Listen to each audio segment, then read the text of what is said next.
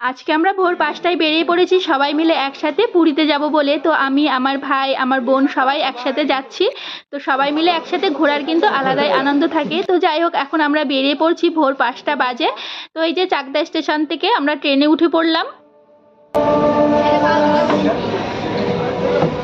এই যে ওইখানে বসো, ওইখানে হাওয়া লাগছে না। হাই করো, হাই হাই। আটকা যাও।